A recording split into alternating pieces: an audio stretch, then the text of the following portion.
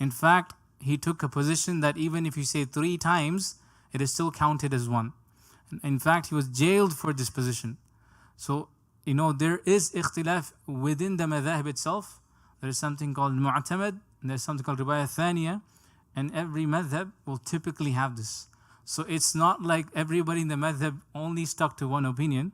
It is more like there's something called mu'tamad, the relied opinion, and you have other opinions who branched out.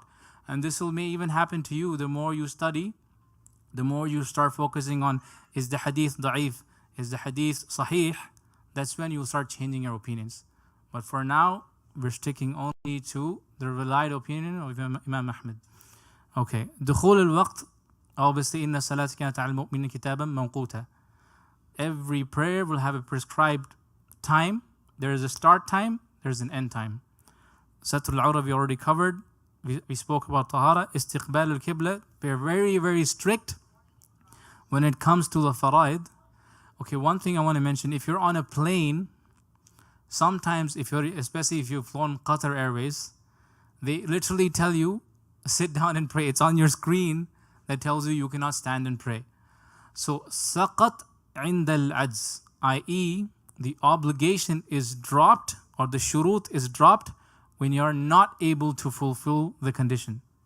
So you will not fight with the air hostess, or you'll not fight with the saying that no, I have to pray. If you do not have an option, let's say you're sick, you're not able to get up, then that shurut will be dropped. Anytime you're not able to do something, like you have a sickness or anything of that sort, the condition will be dropped for you. So hopefully that's how you understand this. It's very, very simple. Is this part clear before we move on? Inshallah. All right, so the next one. So like following an authority, for example, that's... When you say following authority, what do you mean? Well, like you said, the flight attendants told you to not do this. Yeah, so if you are forced into something, that condition is going to be dropped upon you. Some people say that's not forced, but that sounds... I understand what you're saying. By the way, I had a condition with Egyptian Air. I was trying to push myself through. They eventually gave in, but I don't know if you want to be going through that situation. If you want to fight it through like me, go ahead. But Qatar Airways, they literally had a huge signboard. I was like, okay, I don't want to do this every time. So when they kind of force you, there's also an issue of space sometimes. If you're going Kuwait Airways, if you're going Emirates, like it's I think the Emirates, there's space. They tell you, okay, you can pray here, and you can face what obviously the Emirates usually has. It tells you where the Qibla is.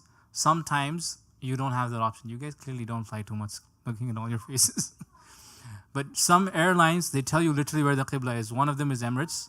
Turkish Airlines, if you're flying from the Middle East to within the Middle East, it tells you. But from the let's say from Turkey to the US, everything disappears. You have no time. You have to make judgment based on like the sun, moon, whatever. That's how you'll do it. But inshallah, let's go to the next slide. Okay, 2 things. Ashurut, yes. Brother, you said about Arab while you're praying. So, do you have any restriction for praying while you're praying? Oh yes. So subhanallah, I forgot to tell males. My bad. My males also. I'll give a spectrum because awra is very important for males. So awra navel to knees is bare minimum. The Hanafis will include the knees. Imam Ahmed will say if you're able to cover the shoulder, it's an obligation for you to cover the shoulder. But all the other madhahib, navel to knees, they will not include the knees except for the Ahnafs. Except for the Hanafis, everybody will go navel to knees. The Hanbalis, Mu'tamad, will tell you if you're able to cover the shoulder, it is an obligation for you to cover the shoulder. So that's the awra for men. Hopefully that's clear. So the socks thing that you brought up earlier is for sisters only. Sisters only, not for men. Sorry. Yes. And I read that if you don't have sleeves, you cover your shoulders, it's fine. But if you do have sleeves and you roll them up for wudu, you have to put them down. Yes. So it's makruh for you to be folding your sleeves in salah, not outside. So outside salah, nobody cares. In salah, your clothes, your hair, everything should just be flowing in short. So let's say don't tie your hair or don't tie anything like. So everything should be free flowing. So hopefully as your sleeves, let it open. Your pants, let it open. Okay.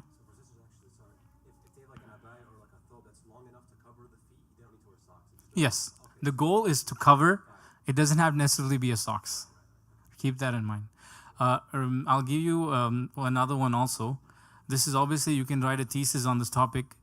And somebody asked me this, I mean, we mentioned this yesterday when I was at a masjid, is that nowadays, obviously, people wear pants, right? Even sisters wear pants. So people go like, oh, how can a sister wear pants? So remember, we're talking about covering.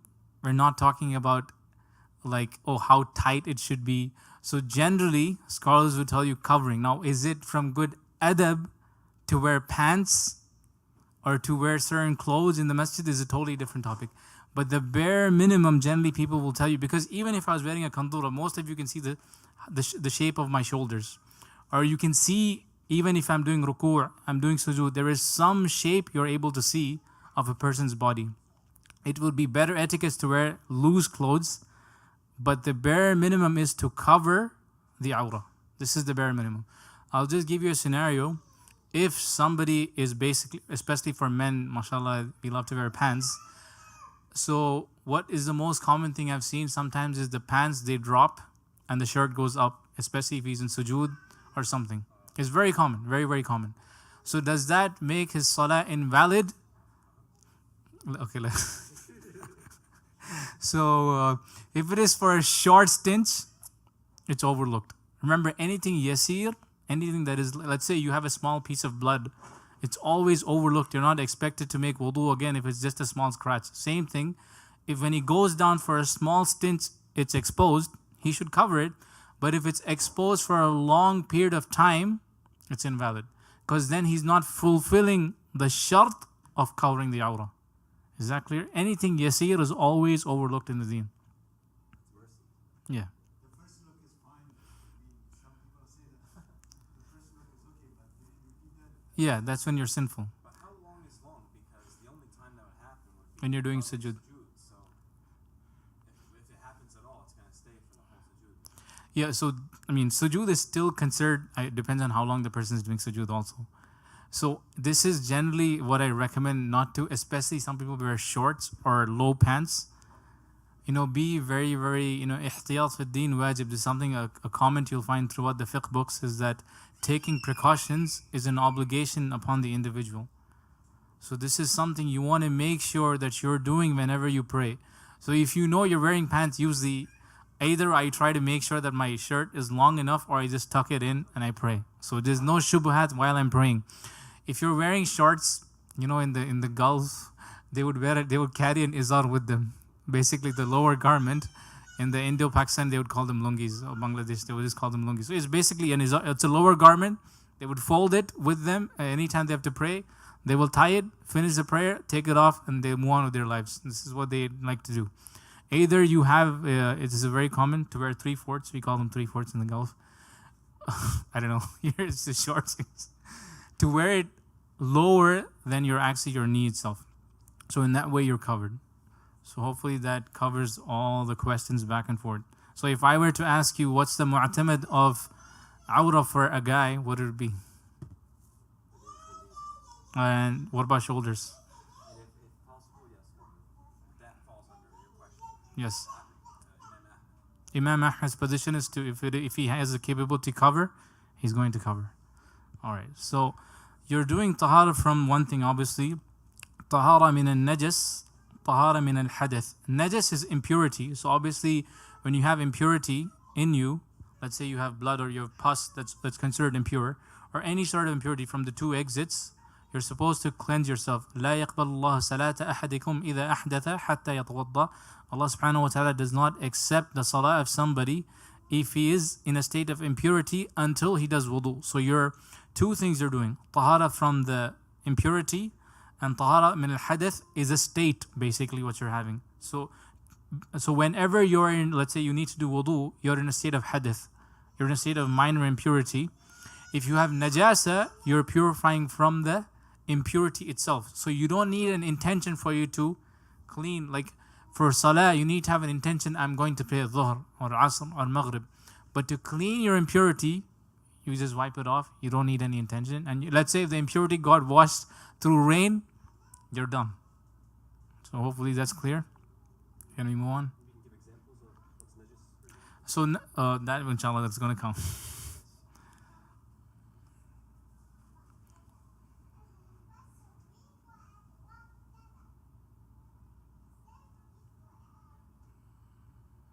I think you guys might enjoy this sort of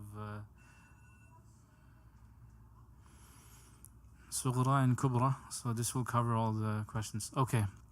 The purifying person, as we mentioned for the salah itself, this again goes back to the salah. The person has to be the mutahhir, the purifying person itself, Muslim, aqil, somebody who is sane. Mumayyiz is 7 years old. You cannot expect somebody, by the way, I have somebody who's 7, 8. At least in 7, they understand things like 0 and 1, i.e., they understand black and white. They don't understand spectrum usually. But once they hit puberty, they're able to digest general information way better. So mumayyiz is again, this is when it's again, this is a purifying person. Nawi, innama al-amalu bin-niyat. You have to make intention you're going to do wudu. This, any act of ibadah, you have to make an intention. So wudu is an act of ibadah. So you'll make an intention you're doing wudu. The next one, there's 2 ways you purify yourself. Al-ma' and turab. Turab is obviously tayammum. When you purify yourself with dust or say sand, nothing wet but dry. Ma obviously is water. So there's 2 things you purify yourself from: as-sughra and kubra. Sughra is your minor. Kubra is your major purification. Mutahhir minhu, obviously minor impurities and major impurities. Major impurities we'll cover down the line, inshallah. Is this slide clear before we move on? This is pretty straightforward. Aqsamul ma. So again,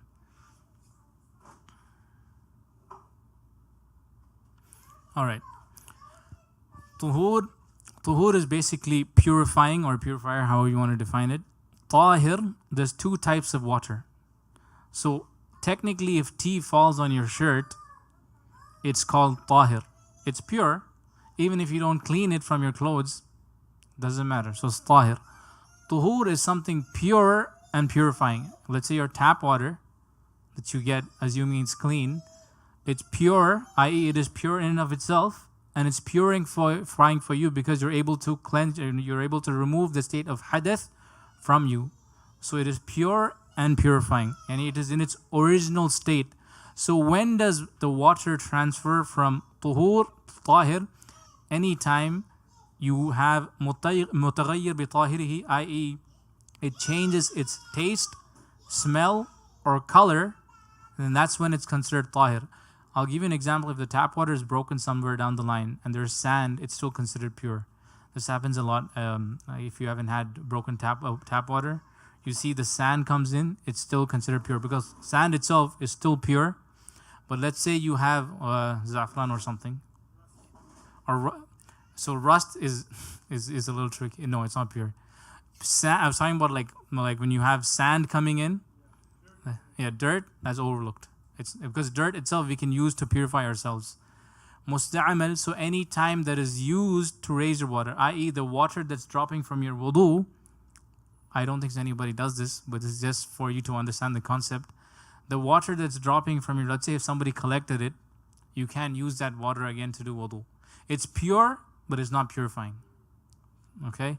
Najas, obviously if some impurity fell into it, in this case as you see, and mulaqatu bin najas is something in and of itself is impure, or if water is, let's say it meets a body that is, if it's impure, again that body, let's say if it's water, would become impure again. Okay, now one of the things, yes? Chemical is not, so let's say chlorine. I'll give you it's Egypt, and I was in Egypt. Mashallah, the water is full of chlorine. Chlorine is considered, this I specifically asked because when I went to Egypt, I noticed, I felt like I was washing myself with chlorine. It felt like I was in a swimming pool. Usually these things are overlooked. They're overlooked. We're talking about chemicals. It can be in a state of tahir, but not mutahhir. Is that clear? But chlorine is overlooked. Specifically because if you're in certain countries, the water, it's let's say desalination plants, when they're giving you water in a certain area, sometimes it does have chemicals. Your tap water has chemicals. Nothing is 100% pure, but it is still in a state of purifying form. So as long as it has its original characteristics, it's considered pure and purifying. I used to work in water and wastewater, so I'm telling you. The chlorine part is also overlooked. I specifically asked this question to somebody, so that's why that part. Anything else on this? So like the used water from wudu, it's not as applicable today, but in the past it was. Yeah. Obviously, like they might collect it in a jar or something and use it again. Yeah.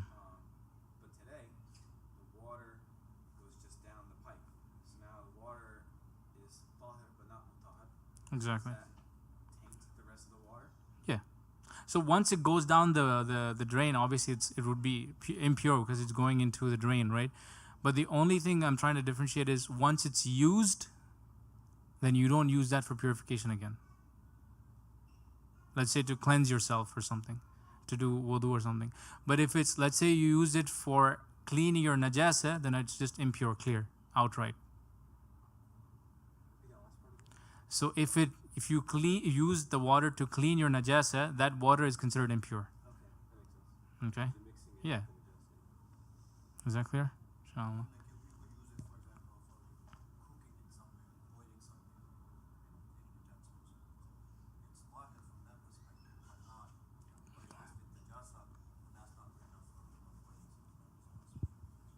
So if I'm not najis and I make wudu and I keep that water, can I use that water again or no? If the water itself, let's say the water that's remaining from the vessel, that water is fine. I'm talking about the water that's falling out of your body. Does that answer your question? Because he said that back in the day they used to collect the water that they used for wudu. Yeah. They reuse it for more wudu? No, you can't use that. They use it for different purposes. Yeah. But now technically that would be tahir, but not mutahhir. Okay? So that means that, let's say, if that water touches you, it does not make you impure, but No. you cannot use it for the purpose. Wudu, exactly. Okay.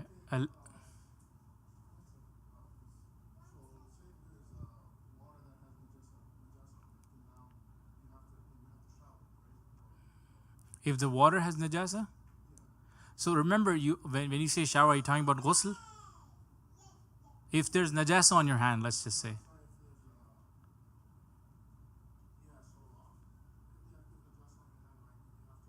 Just wash it off. That's it. They just wash it off. You'll only do ghusl if you're in a state of major impurity. Al-hadath al-akbar. You just wash it off. That one, inshallah, will cover. If you're a Hanbali, you'll have a very difficult time once you hear this opinion. But I'll become a Hanafi for this. Okay, so al-aniya is vessels. Somebody had recently asked me this. So inshallah, I'm not sure. I don't see you guys wearing fancy stuff on your hands, but many people do. So this inshallah will help you guys. So when it comes to vessels, one is mubaha and muharram. كل إناء طاهر لا فضة فيه ولا ذهب من الآنية المسلمين والكفار. So any vessel that does not have silver or gold is obviously mubah, either it be a vessel from a Muslim or non-Muslim. As long as it does not have gold or silver, it's permissible.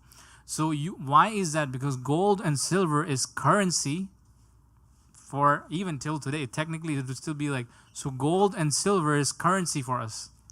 So when back in the days when they traded dirham and dinar, all these they had value. So this is not from adab for you to be using gold utensils or silver utensils. What is overlooked? So if your utensils breaks, sometimes they do a silver lining to patch it up. I don't know if you guys see it. They do this in manufacturing, or if you're in some sort of plant, they'll kind of patch it up with silver. That's overlooked. Like I said, anything yasir is always overlooked, but the vessel in and of itself should not have silver or gold. Yes. That one I'm going to get back to you. Somebody had asked me that recently. The only narration that we find is mostly of gold and silver. Before I answer that question, it's better I hold myself. Even though that has higher value than gold and silver, before I answer that question, I want to just check with somebody who I trust, inshallah. If it's platinum. Platinum is higher value. People wear, platinum also now. Especially men wear platinum in our day and time. They do wear platinum. I'll just check on this next time, inshallah. Maybe I'll cover. But for now, I'll stick to the traditional thing is more gold and silver, and that's what we're prohibited for men. Gold and wearing silk is prohibited. When it comes to utensils, silver or gold, you can't use them. Male, female, you can't use them. Cup or plates, anything. People use silver cups, believe it or not. That's stainless steel. Yeah, if you have, you're not supposed to. So that's why everything is there's ibaha for anything other than gold and silver. Muharram, okay, if there is anything. So this, I'll explain this part. There are certain rulings that I'll have to clarify here. And najasa mithla julud al-mayyit. So what is prohibited is najasa mithla al-julud al-mayyit is basically something that is dead, the skin of something that is dead. So two things are completely prohibited. That is jildul hayawan and najas. Let's say there's ikhtilaf on the dog. I'll cover when we go to the dog. The Hanbalis consider dog impure. So that's why it's considered, they've mentioned dog. Pig is impure, itla mutlaq, and that's it. There's no question there. So anything that is not tanned would be considered impure. The other madhahib, if you have tanned, let's say, the skin of an animal, in that case, they will allow you to use it even for, let's say, you can tan animal and hold it to drink water. The Hanbalis will tell you strictly only for dry things. I.e., if I were to carry a book, it would be allowed. But all the other madhab, as long as it's tanned, they overlook the using the dead skin if it's tanned.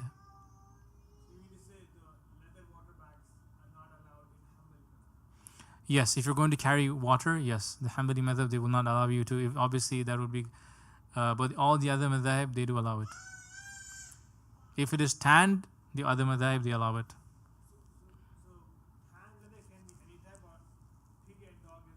Pig and dog is not allowed. Dog, like it's there's ikhtilaf. The Malikis are the most flexible when it comes to dogs. The Hanbalis consider the dog impure. The cat's over. Cat is pure for us. So the Hanbalis, no matter what, the skin of the dog and the pig. Dog and pig is for everybody. We consider it impure. Dogs, there's ikhtilaf. Is it the saliva? Is it the body? That's where the ikhtilaf is. But any other animal is fine. Like, give me an example. Well, I don't know. I'm just saying. In terms of leather, I have to check on because those are like unique animals. Very popular is snakeskin, crocodile, and ostrich is fine. Crocodile and snakeskin are very popular. Okay, before I comment on those, this one I'll just check. Crocodile and snakeskin. Usually, I mean, the only narration that for kelb, إذا ولغ الكلب في إناء أحدكم وغسله سبعا أوله التراب. There's only specific prohibition on the dogs and the other. I have to check about the other animals. I know there's restrictions when it comes to animals that have the certain teeth. I have to just check what is the comment on the scholars on the particular animal, especially the ones with the teeth. I can just check, but I'm not sure of those animals. But this is just for drinking water kind of thing, right? But like everyday Anything that's dry, okay? So let me give you an example. So let's say they will allow you to use tanned bags, which should be overlooked. Okay? So let's say it's an animal. Hanbalis won't allow it for wet things. Okay, why am I saying this? Because najasa does not travel with something, does not transfer for something that's dry to dry. So a dog, let's say if it came and brushed you, and you know it's dry, najasa did not transfer. That's why so this is why the whole saliva concept comes in. That's why even the hadith is إِذَا وَلَغَ الْكَلْبِ. If the kalb actually licks إِنَاءِ أَحَدِكُمْ, the vessel of somebody, that's why they say, oh, it's only the saliva that's actually impure. But all the Hanbalis consider the dog itself impure. So it depends on how you interpret the hadith.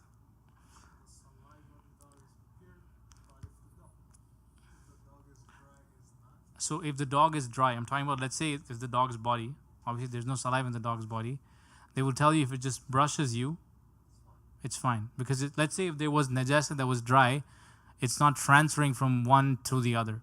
Najasa only travels from a wet body to another wet body.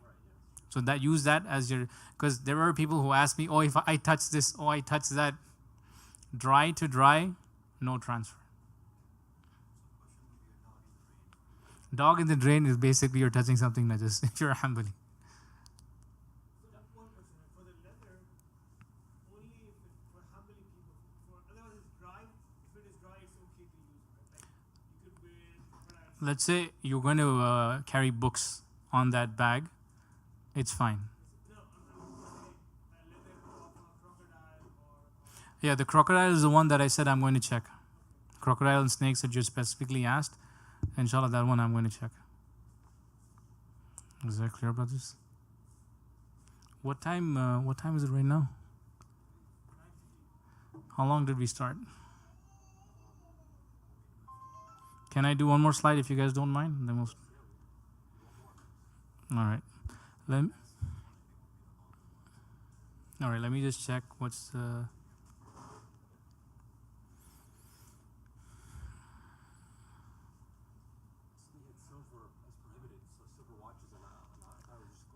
For a man to wear a silver is overlooked. Is ibaha. I'm talking about utensils. Gold utensils. For man is gold and silver is prohibited. Gold and silver, to wear them for a man is prohibited. So watch is silver, you can wear them. For utensils, everybody, gold and silver prohibited. Yeah, no silver spoon, no gold. Watch, you're wearing them. Watch, silver, you can wear. Gold watch you can wear. so sometimes people the clothes that they make they have some percentage of silk in it. Silk generally is prohibited for the men. So if they have clothes which have like 50% cotton, 5% silk, like ties, they have some amount of silk in them. So remember, generally something yasir. Now, I cannot give you a definition of yasir. It's very hard because the hadith itself generally will not talk about. It's like today you and I understand 5%, 2%, but like I remember I gave an usul ihtiyat fi deen wajib, like taking precautions in the deen is an obligation. So you want to always be on the safe side. Sometimes honestly it's kind of hard, but have that as an usul in general. Something small. Okay. ما فيه ذهب, I mentioned anything that has gold. ما فيه فضة, again I mentioned. So something that is prohibited in terms of utensils. Silver, gold, prohibited. And anything that is najasa, like I said, dog and pig. Let's see what's the next slide. I forgot what the next slide is. Okay, we'll start with this one and then inshallah in 10 minutes maybe we'll stop. This will kind of break down your wudu. Try to inshallah maybe act upon this today.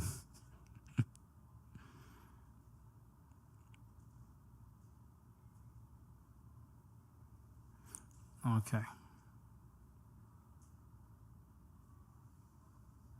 This is the last one. Okay. Wudu, as I mentioned, anything and everything when it comes to ibadat, when it comes to salah and wudu, there's something called furud, there's something called wajibat, shurut and sunan. Let's start with shurut, because obviously anything we do, I said إِنَّمَا الْأَعْمَالُ بِالنِّيَّةِ, that was the first thing, condition you need to have when it comes to ibadah. Niyyah. You start with the niyyah that you're making a niyyah for wudu. The second one is, before you start your wudu, one of the things you have to do is إِزَالَةُ مَا يَمْنَعُ وُصُولُهُ. What is the meaning of this? That is to remove something that is actually prohibiting the water from entering. If you're wearing nail polish, is an example. Nowadays they're calling nail polish wudu nail polish. I have to check. Yes. This one I have to do some research on because I don't know how. But anyways, I'm giving you a general thing that you're supposed to remove anything that's stopping the water from entering. Al-Islam, again, everything when it comes to ibadah, Islam is one of the conditions. Tuhuriyatul ma wal ibaha, that ibaha is strictly a Hanbali position. What does it mean? Purity of the water. That I think we mentioned before this. Ibaha, let's say you stole water and you did wudu, the Hanbalis would consider this not wudu. Because you've done an act of haram to do something this is strictly a Hanbali position. Even a lot of the later Hanbalis said the wudu is valid, but the act itself is haram because he stole the water. This is just to give you an example. But the mu'tamad is that they don't accept this act of ibadah, that if you stole the water and did wudu, they will say this wudu is not valid. But generally the commentary is it's haram, but his wudu itself is valid because if he's fulfilled all the conditions, the wudu is valid. Tamyiz and aql, again it goes back to the ones we mentioned. Age of discernment, that is 7. Al-aql, someone who is sane. Izalatu kharij min as-sabil. You have to remove anything that is impure from the 2 exits, or anything that's even on your body. So before you start doing wudu, if you have plenty of blood on your hand, you want to remove that first, and then you start your wudu. So if there's something in your body, the first thing you'll do is remove that first, you start your wudu. If you brush your teeth and you want to make wudu, you should make sure your mouth is toothpaste free before making wudu. Yeah, so you want to remove anything. I don't know if toothpaste is, I don't know what you use, but let's just say there was something impure in your mouth for some reason. Oh, only najasa stuff. Yeah, Oh, okay. najasa. Yeah, anything that is impure on your body, you remove that first. And let's say if there was blood, obviously, you want to make sure you clean it, and then you start your wudu. Yeah. Then let's start with furud. Okay. The Hanbalis, madmada and wastanshaqa is part of, what is the meaning of madmada and wastanshaqa? To goggle your mouth. Rinsing, basically pulling the water into your nose and then blowing it out. I know the Hanafis usually stare at me because the Hanafis don't consider this a furud of the wudu. So the Hanbalis, once you start washing your face, but the washing the hands is sunnah, but we'll come back to that soon. When you first start, let's say, washing your hands, not when you're getting up from your sleep. Let's say when you start wudu, you wash your hands first, you wash your mouth and put water in your nose. This is considered a furud in the Hanbalis. So you have to do it, i.e. you cannot drop it. The Hanafis will tell you can actually just wash your face. Or you can, no, I mean, even for us, you can skip the hands unless you woke up from your night sleep. I'm talking about washing your mouth and then putting water in your nose. Like, let's say you goggle it, you have to move it back and forth. Madmada is to move water from one place to another. You spit it out, you have to sniff the water in and then blow it out. This should be, if you do it together, it's sunnah. If you break it, also it's ibaha. I don't know how you guys do it, but I usually do it together. If you break it up, no problem. Is that clear? So rinsing your mouth, putting water in your nose and blowing it out, and washing your face is considered one move for the Hanbalis. This is because of The hadith of, the ayah of the Quran that face, so this is included in the face. yes. There's a hadith narrated by the Mawla of Uthman, the freed slave of Uthman. When Uthman radiallahu anhu was doing it, he washed his mouth and the nose, and then he washed his face, right? So the Hanafis, anything that's in the Quran, they call that fard. And usually that's how they differentiate between fard and wajib. So for us, we use the hadith of Uthman as a command, and it's considered a part of your wajh. وَغْسِلُوا وُجُوهَكُمْ وَأَيْدِيَكُمْ إِلَى. So that part, they use that as your furud. They don't consider the washing of the mouth and the nose as furud. But for us, face includes your mouth and your nose and obviously the next. It's all one. So how do you do this during Ramadan? Do not sniff too much in Ramadan. I.e. you just put little and you blow it out. So let me give an example. For some reason, your nose is blocked. You find this in other books of the Hanbali fiqh. You can just wet your hands, put a little bit inside, you're covered. This is just to put water inside. That's it. If you're like scared that you may sniff the water all the way in, let's say, you can either do a little bit or you're scared, wet, because the goal is to put water in your nose. Keep that as a goal. This, yes. Yeah, maybe I misunderstood. When you were describing earlier, so you do madmada, you move around the mouth. You have to be careful not to swallow it, right? Yeah, do not swallow it. Same is for the nose. I understood that you need to sniff it up. Sniff and blow it out. So you take the water in Yeah. and you blow it out. Okay, so it doesn't have to go all the way. It doesn't have to go all the way. The condition is the water has to go in. That's it. And the face, what starts is what is in between the ears. So you need to make sure everything that's up to obviously the jaw. The lower part of the jaw is what the Hanbalis would consider the face. I mean, you go below, and obviously the top part of your head. That is the face. Did I cover the boundaries? Between the ears? Not, yeah, so if you, let's say you have a beard. It's almost impossible for the water to go. So in that way, you can do this, but that is the sunnah. So your job is to make sure you've washed the face. If you have a beard, it's almost impossible for you to make sure that did it go into every single cell of yours. So at least you just wash whatever you can. If there's any open space, you can wash it. Let's say eyes, all of this is open space. Here is all open space. You can wash those. The beard, obviously, it is recommended to just do this, but it's not a furud of wudu. Obviously, for women, it's just clear washing. Ghaslul yadayn, yes. You can gargle. You just have to make sure you don't swallow it.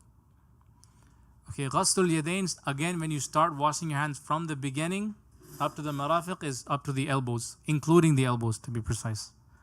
Okay? Gargling you don't have to do that. No. Madmada is to move water from rinsing your mouth. Gargling is when you take it to your the water is going down at that point, I can tell you. So washing your face means for us your mouth, nose, and then you wash the actual face itself. The next one is hands, starting with your hands itself all the way to the elbows. Mashur Ras, there's ikhtilaf in this. I'll mention the Hanbali position. Starting from the beginning, going not the neck, going all the way to the back, and then bringing it back again. Do not do the neck.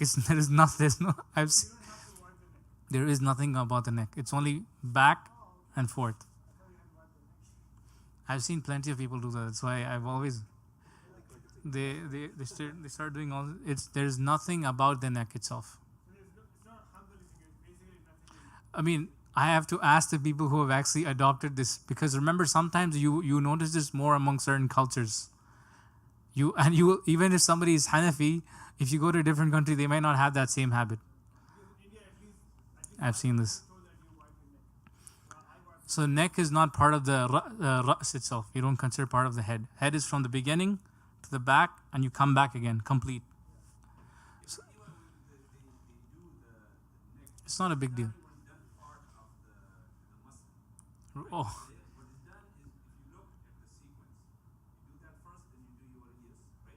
Oh, yes, I have no idea where they got that from.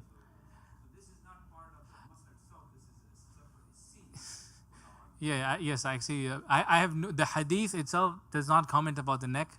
It only talks about the head. When they say ma'sur ras, it includes the ear. So that means you'll do in and out of the ear. Okay, so in front and back, in and out of the ear. So in, out.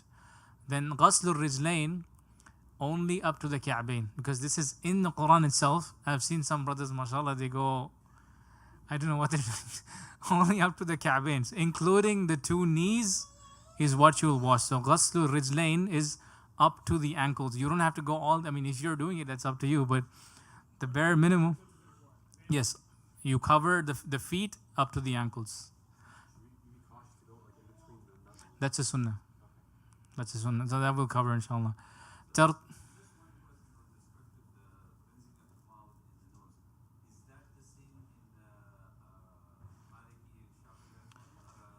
I have to check on the Malik, but I know the Hanafis are the most lenient on this. I know my mother. I have some obviously Asian family.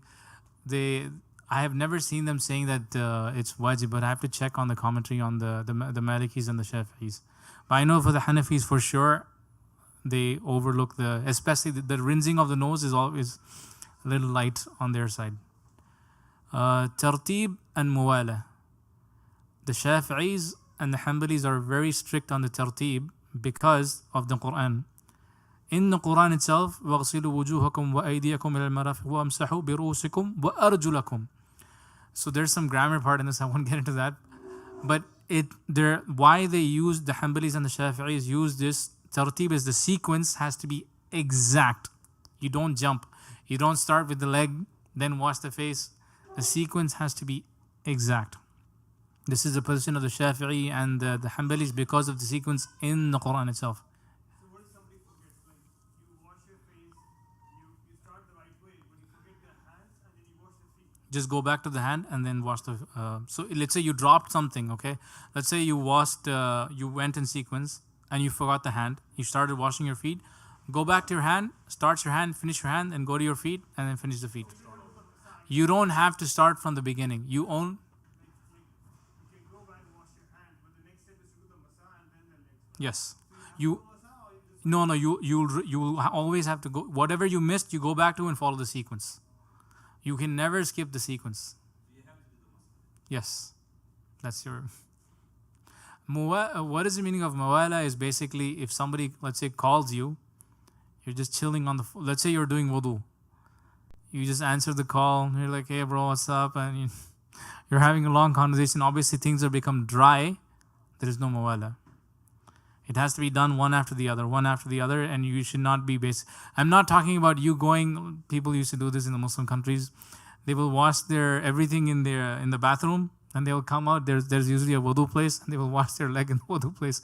So that distance is nothing. There is still mawala, but you're talking about somebody who's just answers the call and then he looks around. And in this case, he's not having that mawala. That is, there's no continuity. It has to be non-stop. I heard that if your body parts don't become Dry? Yes. become dry, you gotta redo the wudu. If it becomes dry, but remember if you're in a room that's well heated, those things become dry very quick also. So yes, but remember of your conditions that's also around you. Yeah. Dry would be a good way to understand it, but if you're in an area that's extremely dry, or if the heater is on, or that's another one. What time is it? Can I do 2 more minutes and we'll stop? Okay. Wajibat tasmiya is basically to say Bismillah. This is a wajib in the Hanbali madhab. La wudu'a liman lam yudhkar ismallah. There is no wudu for the one who does not mention the name of Allah subhanahu wa ta'ala. This is strictly a Hanbali position. Verbally.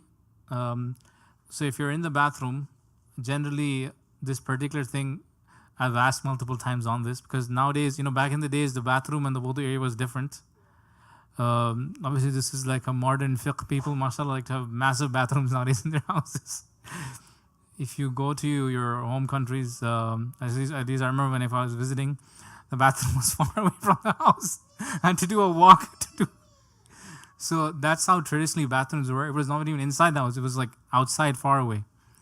So obviously now, generally the commentary that I've received from the people of knowledge is that just mention the name of Allah subhanahu wa ta'ala and do your wudu. Because otherwise you'll never mention Bismillah in your wudus. Unless and until you're in a wudu area. Most, even let's say the bathrooms here, they're all inside. If you're going to do wudu, it's inside a bathroom. So it is overlooked for this one. To say Bismillah, if you forget, it's overlooked. If you forget, some commentaries I have found say Bismillah as soon as you remember. But the general relied opinion is like if you forget, it's overlooked. So the next one, Ghasl Kaffain Thalathan, if you get up from your night sleep, washing your hands 3 times is a wajib in the Hanbali madhab. So how do you define 3 times? Because the ones you It's running water, so it's hard 3 times. It's hard when you have running water. Back in the days, you poured little, you washed, you poured little, you washed. But when you have running water, it's pretty easy. When they say 3 times, obviously, I don't know how to calculate when it comes to running water. So that's clear? For sleep. Yeah, for Fajr, exactly. Yeah. It's sunnah. So that one would be considered sunnah. So if you're just generally washing your hands to start wudu, it's sunnah. You say Bismillah and you wash your hands on a normal, like let's say I'm going to do wudu now, it would be considered sunnah. But if you're getting up from your sleep, because of the hadith, لا يدري أينما بات يدكم, you do not know where your hands were at, basically. They use that hadith as it's an obligation to wash your hands after your night sleep. Okay, I think we'll stop here because the sunnah is because What time is it? They pray 10, right? One last question. Yes. So, Oh, 9:45? Oh, I better stop. so the night is basically you slept so that you don't know where your hands were. Yes. Sometimes we go sleep in the afternoon, we come after 2-3 hours. Afternoon is there is no hadith on the afternoon part, so they don't apply it. They use the hadith literally. That's why remember sometimes the ikhtilaf is, so let me give you one example. We join prayers here, right? Let's say when it's snowing or when it's raining, I've seen MCMC, they join prayer. So there is no hadith itself of joining prayer for Dhuhr and Asr. There are narrations of the Sahaba doing it in Medina for Maghrib and Isha. So the Hanbalis will allow it for Maghrib and Isha, but they will not allow it for Dhuhr and Asr. Because they stick to the literal narration, and some of the ones who made qiyas saying that if it's allowed here, why not allow it for Dhuhr and Asr? And they expanded it. The Hanafis are the most strictest on this. They would just say Ibn Taymiyyah's position is as-sawab, to do the safest, the correct thing is to just pray the prayer on its time. So this is why it depends on how literal you want to get when it comes to all of these details. So what the narration that's found is strictly on Maghrib and Isha. There's nothing on Dhuhr and Asr. The Hanbalis. The Hanafis are very strict. There is no joining, like for no, you don't join. Yeah, you join. So there is a hadith from the Maghrib and Isha, but not from the Dhuhr and Asr. There's narrations of the Sahaba that they used to do it for Maghrib and Isha. That the Sahaba used to do this, but there is no narration of Dhuhr and Asr. Because of that, the Hanbalis obviously literally took that as it is and stuck to Maghrib and Isha. This you will find this in lot of modern scholars. I don't know if somebody from the earlier generations did this. So one of my teachers, he did a bahth, but it's all in Arabic. If you guys want, I can give that article next time. He mentioned all the narrations on this particular topic of jam' fil matar, that is to join in rain. And there is literally, he couldn't find one narration for Dhuhr and Asr. That, These are, even from Maghrib and Isha, it's following the Sahaba. There's no hadith from Sallallahu yeah, but remember the Sahaba would not do something like this unless, remember the Sahaba when it comes to the ibadat, they're ma'soom. When it comes to acts of ibadah, because if you go to see Salatul Eid, the Hanafis take it from Ibn Mas'ud. It doesn't go back to the Prophet ﷺ. Are you going to accuse, if Ibn Mas'ud was leading us in prayer, you will pray behind him, I would pray behind him. So look at it that way. You want to be a little careful on this. I agree, I just I was talking to the hadith and that's it. Yeah. So it's called mawquf, but you can take ahkam. If it is an opinion, you don't have to take it.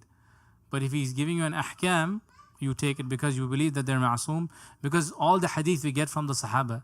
Can you start questioning, did you really hear? So the Sahaba are considered ma'soom. We take from them without questioning them.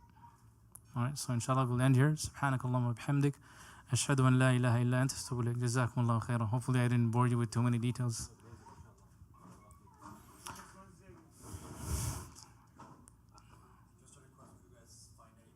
Yeah, please, inshallah, if you guys see anything that we missed or we made a mistake on,